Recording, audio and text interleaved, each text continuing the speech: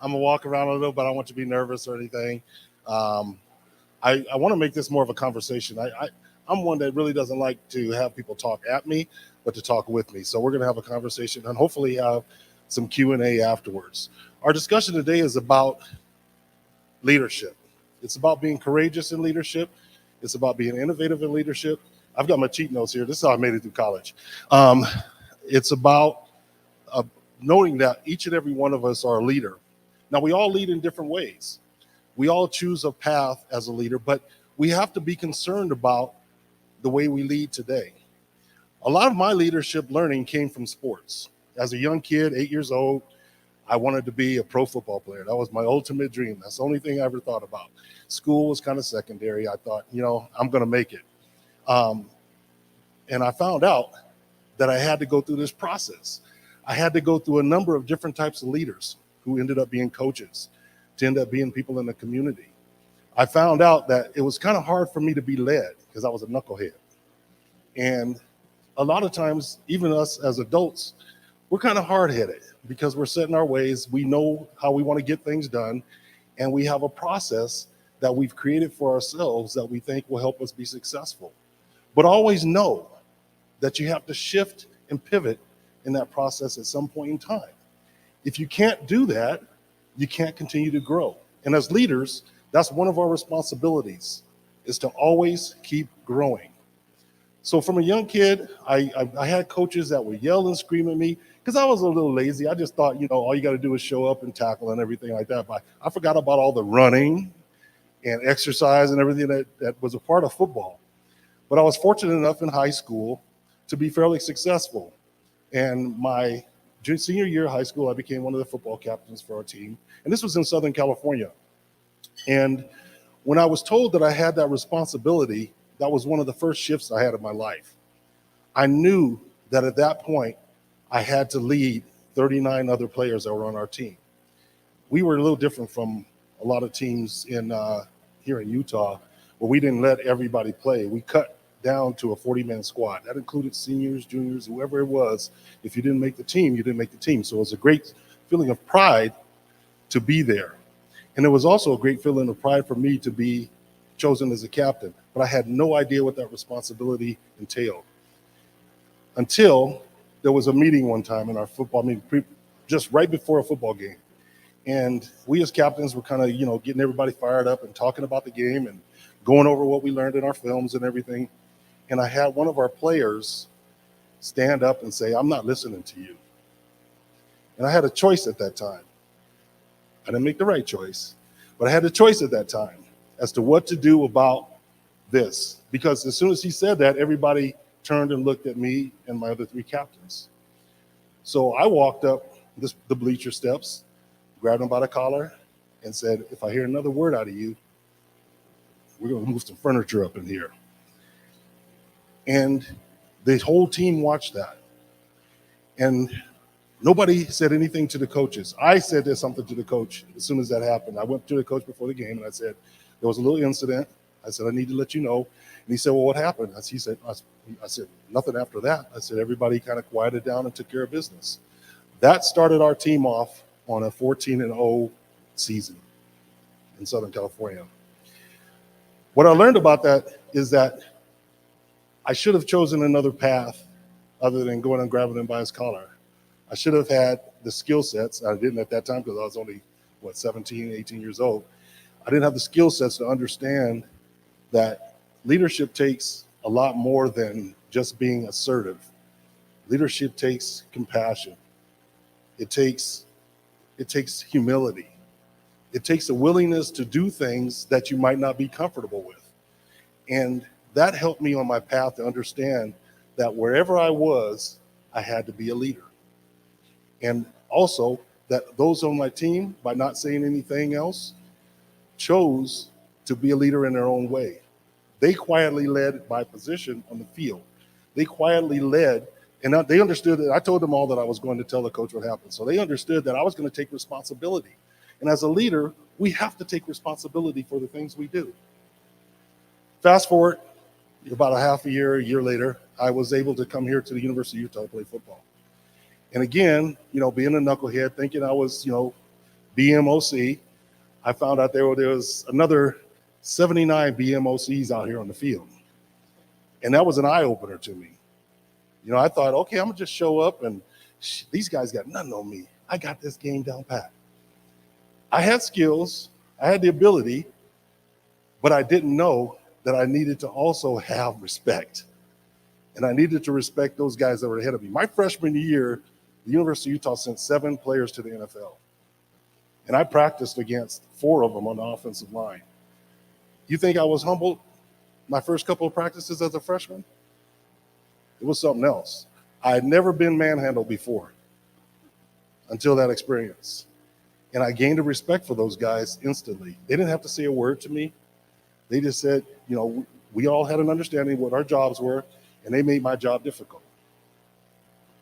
I learned at that point in time that I've got to figure out how to fit in, because you come up here to school, you're basically on your own. You know, nobody really helps you out. The coaches try to guide you, but they're telling you, hey, we brought you here for a reason, perform. And I thought, man, this is a whole lot of pressure. But I figured it out. And I ended up playing as a freshman. I was a 4-year letterman here at the University of Utah. The other thing that I learned is that there's a lot of humility. I saw all these big, bad athletes, and I thought, man, you know, these dudes, they think they're something else. But one thing about sports is when you're in the locker room, everybody is butt-ass naked. And you're equal. It doesn't matter what position you play, doesn't matter who you know, doesn't matter where you're going after the season, we're all equal. And we can all lead each other. Once I was accepted here and I was, you know, deep into my freshman year, we had conversations. I had people mentoring me. I had people helping me. I had guys sponsoring me. I had guys telling me what to do in the weight room. It was really eye-opening to me. And I said, how come these guys play the same position as me, but they're helping me? And that's where that whole team aspect came in. As leaders, we're leading teams. We're not leading just individuals or somebody that just showed up. We're leading teams. And we have to remember that, because we're also leading ourselves. We have to do the things to make ourselves better each and every day. We have to come in with an open mindset. We have to come into our workplace and say, I'm willing to listen, I'm willing to learn, but I'm also willing to give my advice if I think it's going to be the right thing for my company. I can't have that mindset that closes out the ideas of the people that I serve or my company. We have to think about these things in a critical way as leaders. We have to sometimes go to that deep, scary place that impacts us, where we don't want to admit that we might be wrong. We have to have that self-acknowledgement that I'm doing the right thing for everybody around me. I'm doing the right thing for the people that depend on me. You know, and you've heard this before, you think about how long you spend in the workplace and in your engagement with the people that you work with. It's almost more than you spend with your family most of the times, right? It's important that we treat the people that we work with in that same fashion. I mean, not completely, because that'll get you in trouble. But for the most part, we have to find ways to create conducive environments and cultures for us to be able to survive and to be able to serve our entities and ourselves and the people that we lead in a way that's going to make sure that we're successful. And that's what we're striving for, right, as leaders. We want to be successful as individuals. We want our companies to be successful. We want the people that work for us to be successful. So we have to be conscious of that. My next lesson in leadership came when I had a chance to play in the NFL. Now, most of you know NFL stands for not for long. And in my case, that was real. I spent my rookie year on injury reserve with the Chicago Bears. I got there, was doing pretty good in training camp, and I got my ankle blown out. And I ended up being in the whirlpool more than I was on the field. But I also learned from the people around me about leadership. I had a chance to play with people like Walter Payton, Richard Dent, Steve McMichael, Willie McGinnis. There's a bunch of them. But I learned humility during that training camp. I came in again thinking, okay, these dudes, they can't be that different from me. You know, they all play college ball. We can make this happen. So the first time I lined up in one-on-ones, well, it was really a pit drill. I was going against Kurt Becker. Anybody know who he is? He was an All-American from Michigan, offensive lineman. And I was like, oh, I got this dude. He's kind of tall, but I got this guy. And behind him was Calvin Thomas, one of our fullbacks. He was our second-string fullback. And when the ball snapped, I learned where the Nike swoosh came from, because I was on my back and Calvin Thomas was going over the top of me. And I thought to myself, this can't be for real. So, of course, I jumped up. Pride told me to jump up. And I said, do it again. Swish. I thought, I'm in the wrong place. And then I had guys grab hold of me and say, you're in the wrong place. But they weren't mean about it. They were like, son, let me talk to you for a minute. So I had some counseling from some of the players, and it kind of helped me out a little bit. But I learned from there that I wasn't prepared. And when we're leaders, we don't have that luxury. We have to be prepared for every situation we go into. We have to be ready for whatever may come at us that is the unexpected. That was unexpected for me. I did not expect to get run over first by the lineman and then see the running back run over the top of me. That was something I never experienced in my entire life. And it was humbling, again. But I learned that there were people that cared about me enough to share their expertise. Coaches came over and said, son, it's okay, get off the field. The players came over and said, it's okay, my man, get off the field. And I started to think, I better get myself ready next time. But I also learned that people had compassion, because afterwards, when we got back to our rooms, I had people come by and say, you know, you did okay except for, and talk to me. So my second year with the Bears, because of that first year experience, I'm blaming that. I get to training camp, and in my position, they just drafted a player called William Refrigerator Perry. So I can read the writing on the wall. I'm thinking to myself, I know I'm better than I was last year, but I'm a free agent. They just gave this dude a whole lot of money. Who do you think they're going to keep? So consciously, I still had to, buck it up, bristle up a little bit. Subconsciously, I was like, oh, I won't say the word, oh. But I learned that I needed to keep in mind what I had done when I was younger, and that was to be able to pivot. So I made a decision at that time, because my injuries really hadn't healed, to retire. When I retired from football midway through that season, and I'm mad to this day because they went on to win the Super Bowl that same season. And my finger is empty. But the things that I learned from those experiences, being around those great people, gave me a lot of artillery for where I am now. There's great people like Walter Payton. One day after we got off the football field, and I'll share a few of these stories, the Kangaroo Shoe Company that was Walter Payton's sponsor had brought a Lamborghini down by the locker room for him. And it was sitting there, and I'm looking at this going, God, you can be fast and strong and great and all that. That's what you get? That's a beautiful thing. So like 2 days later, he brought it down to the facility.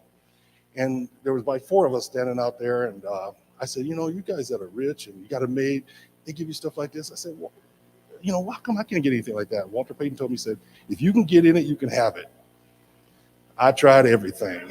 I tried it. I put my butt in, stuck one leg in. I dove in across the seats. I could not fit in that thing. When I turned around, everybody was on the grass laughing. They just cracked up over that. I tried my best. I started to run to the kitchen, see if they had some grease, but I didn't go that far. But to learn that these great players have humility when they're off the field was something that I picked up on. They were super athletes.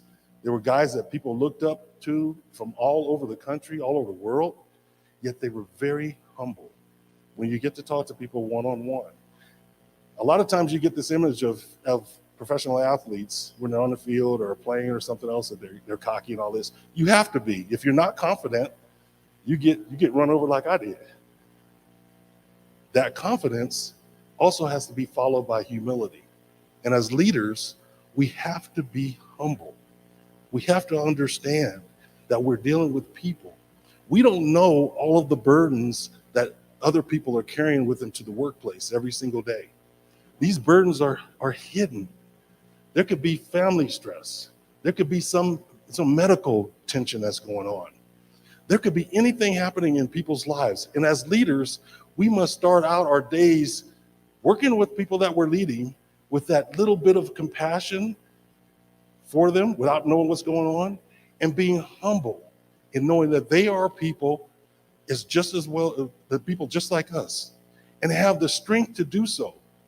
There are different types of leadership. One of them is, being an authoritative leader. An authoritative leader doesn't mean it's bad. It doesn't mean you're pressuring people. It means you have a bit of that compassion.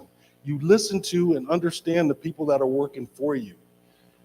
The worst type of leader is one that creates conflict by not having that compassion, by not sharing, by not being willing to do things that are probably out of the norm. If we can't be flexible and be, don't take this the wrong way, abnormal in certain ways, we can't be the best leader possible. We have all of this inside of us. We have humility inside of us. We have the willingness to be humble. But to do these things a lot of times takes a lot of courage. It takes being able to buck the system. It takes being able to fight against forces that are telling you that you should not be leading this way, that you should push your people to the brink of destruction, or that you should push yourself that hard.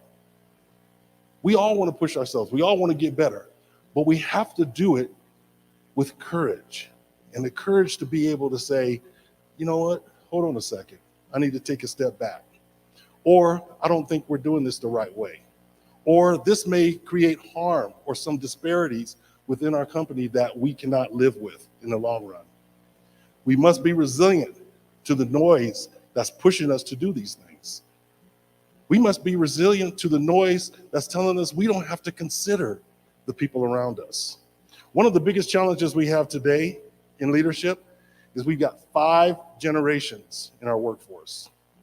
You got the baby boomers, millennials, Gen X, Gen Z, and Gen Y. If we don't take into consideration those younger generations and the knowledge that they're bringing, the new ideas, we're not leading properly. This is going to continue to be a big strain on us as leaders in seeing some of these, as my dad used to say, that young little whippersnapper coming into the workforce and bringing new ideologies to us, and us just, pushing it aside. It will harm us. We have to have that open mindset and be willing to take in their contributions, their willingness to share, their willingness to work. And that means every generation. We have here in Utah, one of the oldest generations, I should say oldest demographic of people in the demographic of baby boomers now. Did I say it right? Sort of, kind of. But we're getting older. And we have to consider the knowledge that the older people have too. So we cannot discard them either. We cannot say, Shawn's retired, we don't need him anymore. Well, my company kind of did. But we don't need to say that, because there's knowledge walking outside of our doors. We should be able to tap into that and figure out how we can find that balancing point between the younger generations and the older generations, because they're all part of our workforce today. And we have to be conscious of that. We have to be willing to take the little lumps that come along the way in learning. One of the biggest problems I see in leadership today is the fear. We are afraid of making mistakes. Guess what? Anybody who's never made a mistake before, raise their hand. It's reality. It's a reality. We are going to make mistakes. We're going to make mistakes in dealing with all these different generations. We're going to make mistakes in dealing with different demographics. We're going to make mistakes in making decisions about what to do as a leader for our company. We're going to make mistakes. In your business, you really can't make very many mistakes because it's about safety, right? But when it comes to your people and leading your people, don't be afraid to make a mistake. If you do it in an authentic way, you do it with curiosity, and you do it in a way to where you can explain why you're doing the things that you do, so that people don't feel like, he hates me, or she can't stand me, or they'll never give me a chance. Make sure that you're conveying the messages in a way that's conducive to be heard and to be accepted. But don't be afraid of making a mistake when you're conveying those messages, because we all speak different ways. If you were around me and my friends when we were playing dominoes, you would think, oh no, they're going to get up and start fighting. It's a whole different environment, culturally a different environment. But there's nothing nefarious going on there. We speak in different languages. We have to be understanding of that and be courageous enough to make mistakes, but then correct our mistakes. We have to have that courage built into us. Now, you're going to also get people that are whispering in your ear saying, why are you doing that? Why do you care about those people? Or why are you letting this person do this certain thing? As leaders, we're supposed to build others up, because guess what? We're not going to be here forever. We're supposed to help others grow, because that is what we do. We nurture as leaders. If we're not nurturing, we're not building. If we're not building, we're not even growing. We have to have that growth mindset on a continuous and everyday basis. It's hard. It's not easy. If it was easy, everybody would want to lead in your capacity. But we have to pick and choose how we do that in a safe and conducive manner to growth for that individual, growth for us, and growth for our companies. I'm going to go to my cheat sheet because I gave you too much of what I was already going to talk to you about. I made it quiet.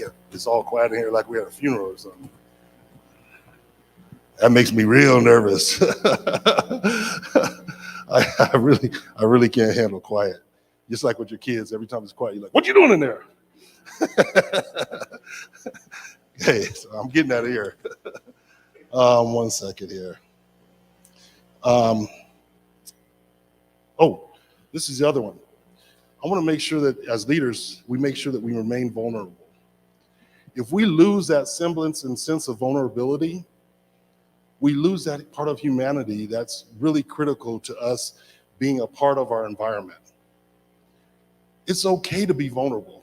It's like for us men, it's really hard, because we gotta be strong. We gotta, forge forward no matter what. But sometimes we have to relinquish that. Sometimes we have to show that vulnerability to be the leader that we need to be able to connect with people. And if we're not connecting with people, then what are we doing? No matter what we do, this is a people business. We're all in this together. And connections are critical. Connections can be at different levels. They can be, just a pass-by conversation, someone you say hello to every day. They can be something that's really in depth, where you're mentoring somebody or sponsoring somebody. Does everybody know the difference between mentoring and sponsoring? Anybody? Bueller? No? Well, mentoring is when you basically try to, you give information to people and try to help them along. You're telling them, the do's and don'ts and what they may consider. Sponsoring is actually taking that person and walking them through those processes. That's actually taking somebody to a meeting like this that would probably never get that opportunity, except for you and your leadership, to bring them to a banquet like this, an award ceremony. Sponsorship is critical because sponsorship takes less time to create a connection than mentoring does. It cuts it in more than half. So when you're doing things and you have opportunities, be willing to sponsor someone else. Be willing to bring somebody else along with you that may not have the same type of opportunity on a regular basis. And the power in that as a leader is phenomenal. It is phenomenal. It goes a long ways. I've had sponsors throughout my life. They have made a world of difference. All the things that I do is because of people that have sponsored me, that have taken me to places, that have given me opportunities. Just this past session in the legislature, I had a friend take me into the Senate chambers during the meetings. And I was like, am I going to get in trouble for this? You know, I had no idea. But she said, hey, yeah, I want you to come in here and introduce me to the entire Senate. And I was like, man, this is something else. And I had to thank her because, I mean, we don't usually just get to walk into the Senate chambers when they're working. We don't get those opportunities unless somebody sponsors us and helps us to get to those places. So it's critical that your sponsors. How much am I good on time? I got an hour left. Oh, just checking. Where am I? I'm good. Okay. So we'll get to where you guys can ask me some questions and stuff, and here in just a hot second. The last thing I really wanted to touch on, well, not really the last. They say that in church all the time. But this is it. And then they go for another 45 minutes. You know, that's where I learned that from. Yeah. You know, my last thing I'm going to say, and it's already a day later. Touched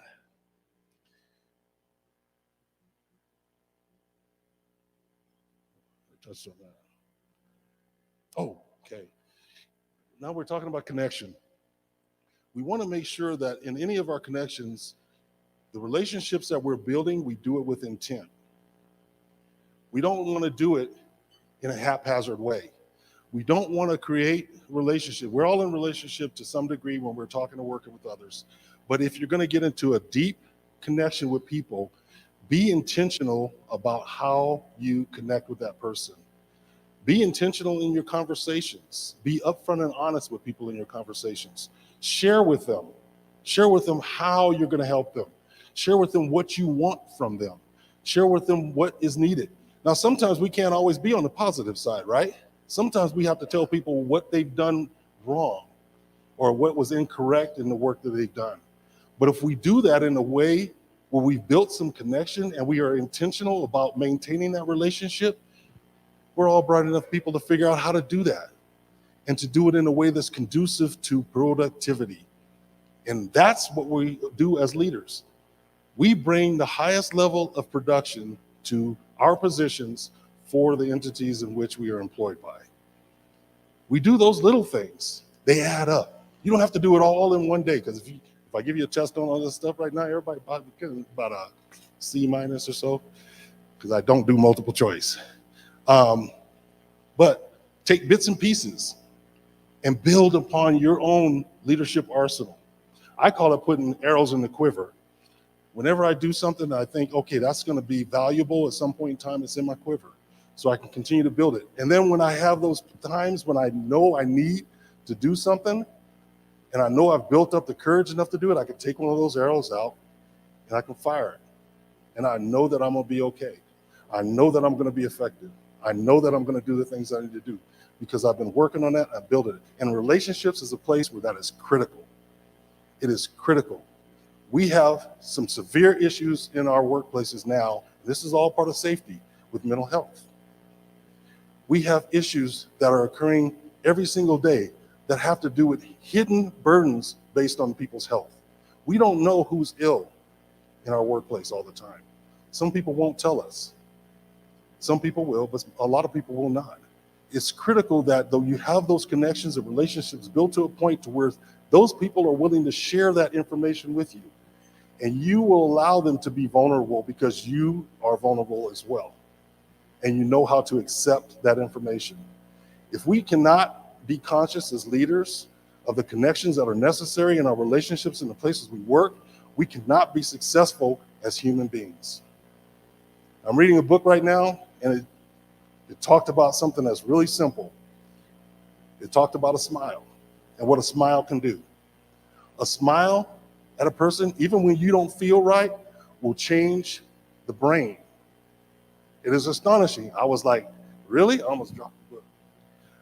But after I kept reading it and learning more, it became a reality and understood it. So I've been testing it. And it's amazing what happens when you just smile. Even when you just feel like cussing or pushing something down, change it. And that little simple smile. Now, they also said don't make it a frown and a grimace and that smile looks like you're in pain. Don't do that. But honestly, the impact of just a simple smile to the people you engage with every day creates connection. And these are little simple things that we take for granted as we're existing in our worlds. We don't understand how impactful that little smile can be to somebody on a single day. How many of us have heard those stories of people that were on the verge of committing suicide and somebody simply smiled or asked them a question that day and they decided not to do so? Anybody heard those types of stories? Quite a few people. It's real. It's real. And as leaders, that's a simple thing for us to do. Even, going, you're fired. It makes a difference. They know you care about them. Sorry, you got to go today. People are going to be all right with that. They know that you're not excoriating them or being just saying something just to be cruel, but it changes. It changes physically the brain. And we have to do more of that to bring connection. Because like I said before, without connection, we cannot lead. We cannot do it. And we have to be so intentional about making those connections. We have to grab people one at a time that we lead. And once in a while say, hey, good job, or I've been watching you. I appreciate what you're doing. Or thanks for doing that the other day. Those little things don't take but 2 seconds for us to do. And the return on investment is huge. It is huge. And it'll come back to you tenfold. So, I'm getting close? Okay. Yeah, he almost threw the mic at me. Any questions for me? This one is don't fear your enemies. I think it's Albert Brooks. Don't fear your enemies or don't hate your enemies, something like that. We have questions. I can come to you. I will run as fast as I can. Oh. Okay, I'm coming. You guys are easy, no hands. I'm like.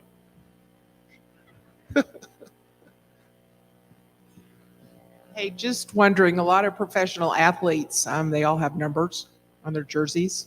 Sometimes they have a special meaning. What was yours, and does it have a special meaning?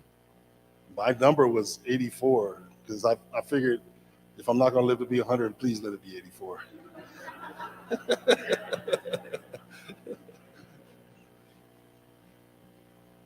Anybody else? Okay, cool. And I have a question. Oh, go ahead. What's the hardest thing you've ever done, Shawn? The hardest thing I've ever done? The hardest thing you've ever done. Had children.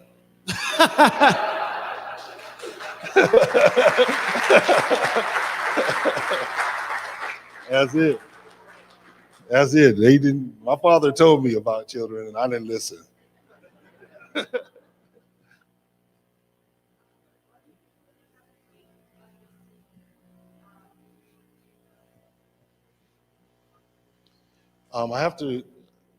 The question was, what do I do when I have to make a tough decision between two things that are important? I have to choose which one has the greatest value, not just for me, but for those that I'm serving. And if I can determine which has the greatest value, then that'll be the selection I make. Hey, Shawn. My name is Wes Donald. I'm with Wadsworth Construction. Sometimes a lot of us probably have a long commute. I'm wondering if you have suggestions on podcasts, music. What do you listen to when you have a long commute that might help with leadership? What I listen to get ready, or? Oh, like if you had a long commute, do you listen to podcasts or do you listen to music? What helps? What can I do? Or what would be like a... that would be the good answer would be, well, I listen to this radio podcast. I listen to gangster rap.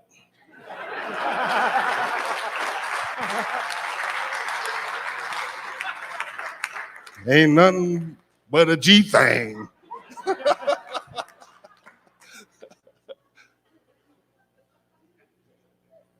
Another? Are we good? Oh, you got another one. What I do to unwind after a tough day? Is everybody over 21 in here?